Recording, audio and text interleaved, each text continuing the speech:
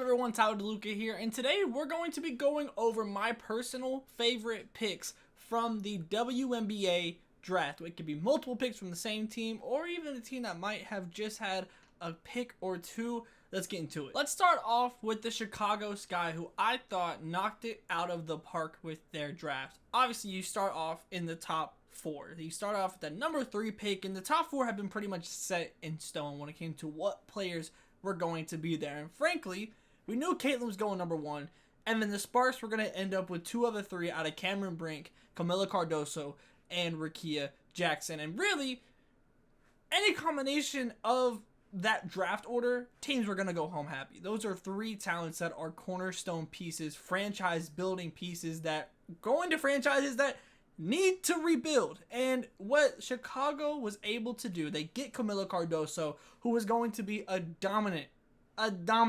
center in this league.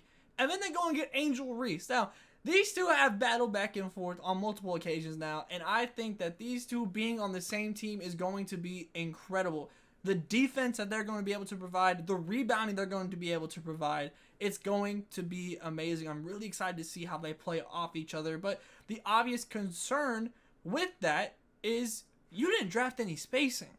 Yes, Camila Cardoso, a dominant force inside. Angel Reese, a dominant force inside. But then in the second round, the Sky checked that box, getting Maxwell from Gonzaga. I loved this pick. She's an absolute sniper from deep. She's going to be able to space the floor for both of these talents. And you obviously still have players like Marina Mabry on this guy that are going to also be there and be able to help space the floor for these talents. I'm going to be very interested in seeing how much the Sky just give the keys over to some of these rookies. Because they still have talent on the board and on the roster already.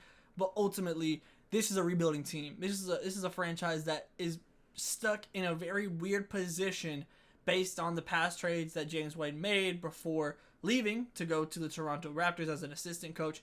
So for me, and what they were working with, I don't think you could have asked for much more from Chicago. They traded up to go and get Angel Reese with the Minnesota Lynx. But let's talk about who the Minnesota Lynx picked, because this might be my favorite pick of the entire draft, just from a personal perspective, because I have wanted Alyssa Peely to go to the Minnesota Lynx for months now, because I think if I was a rookie, not thinking about direct schematic fit or roster fit, but when it just comes to what organizations put rookies first, that prioritize development on their young players, I think the Minnesota Lynx do the best job of it in the entire WNBA. What Cheryl Reeve is going to be able to do with Alyssa Peely, who I think has an argument as the most dynamic player in this draft, in the sense of you're going to be able to mold her into whatever player you want her to be. I don't know exactly what that looks. I imagine that she will be on the wing because, and she'll tell you this, she's listed at 6'2", I believe, but she is not 6'2", so I imagine that she'll be more of that 3. But man, her offensive potential with the rebounding that she's able to provide, the passing that she is capable of, the inside and out play, where she's uncomparable in the sense of when you're trying to think of a comp player for what Alyssa Peely has the potential to be and the skills that she already possesses. I can't think of one. She is such an incredibly unique player, one of my favorite players to watch across women's basketball, and she is exactly where I wanted her to be, because I think for her to reach the potential that she has, she is going to need to find what does she do best in the WNBA, and that's going to take a little bit of time, and I think that's also going to take a franchise who is capable of giving that time. And like I said, I don't think any franchise is going to do a better job of that and has done a better job of that than the Minnesota Lynx. So that is the perfect fit. It's the perfect fit. And I think that because this was the trade at that 7-8 spot with Chicago and Minnesota where they just flip picks. And I think both teams go home happy. I think Minnesota knew exactly who they wanted and were willing to take Angel Reese. I think that was a very real possibility as well. They would have picked Angel had this trade not happened. But man, I think Angel goes to the perfect place. I think Peely goes to the perfect place. I love it for both of them.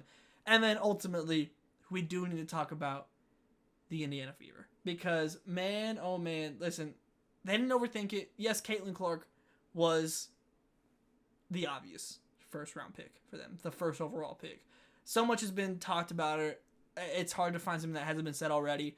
But I'm just so ecstatic hearing how Caitlyn has talked after following the draft in the press conference after, and everything that she has done so far.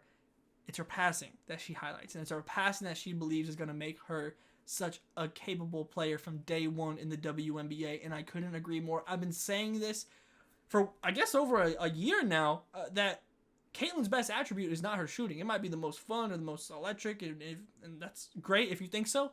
For me, it's the passing that sets her apart, that is going to continue to set her apart. Because, man, when you get in that pick and roll with the Leah Boston, Caitlin Clark, you are going to have the world open up for you, and the passing lanes are going to be there. And obviously, you still have talents like Kelsey Mitchell on the outside. Nalissa Smith also still on the roster. So many buckets, so many assists to be had. But I also want to touch on their other pick in this draft, Celeste Taylor from Ohio State.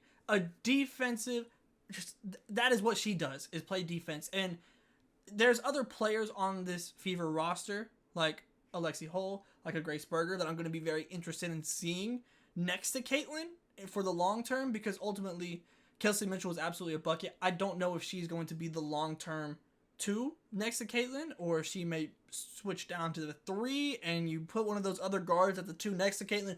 I don't know exactly what that's going to look like, but I am very intrigued in the possibility of Celeste Taylor being that shooting guard next to Caitlyn that goes and takes the tough defensive assignment for her and is able to just lock down and do exactly that. I'm very, very interested in seeing what that pairing looks like.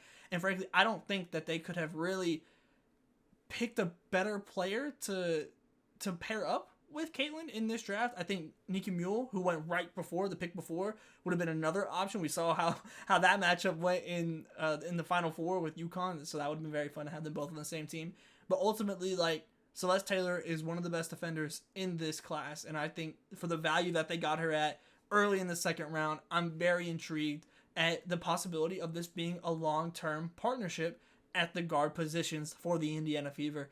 I think that while, yes, the number 1 pick was obvious, and they didn't overthink it, they did what they were supposed to do, congratulations, but the Celeste Taylor pick is one that I really have my eye on for them as one that really might pay off in the long term for them as being the player that is next to Caitlyn and just fits perfectly next to her. I think there were very few teams in this draft, frankly, that I didn't like their draft. I thought a lot of teams did a very, very good job.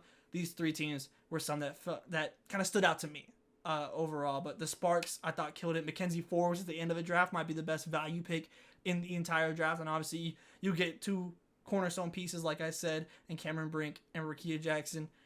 Across the board, I feel like only maybe a couple teams I had any level of question marks over, but I feel like across the board, most teams got at least a B from me when it comes to thinking about how well they drafted. But these teams in particular really stood out to me. But let me know what you think. If I missed a team that you feel like really killed it, I'm thinking Las Vegas is going to be a comment that pops up because they did absolutely incredible with where they were picking at and the depth they were able to gain. But let me know, who was your favorite pick in this WNBA draft? And I'm going to be here tapping in with you throughout the WNBA season, so make sure you stay tapped in here with me.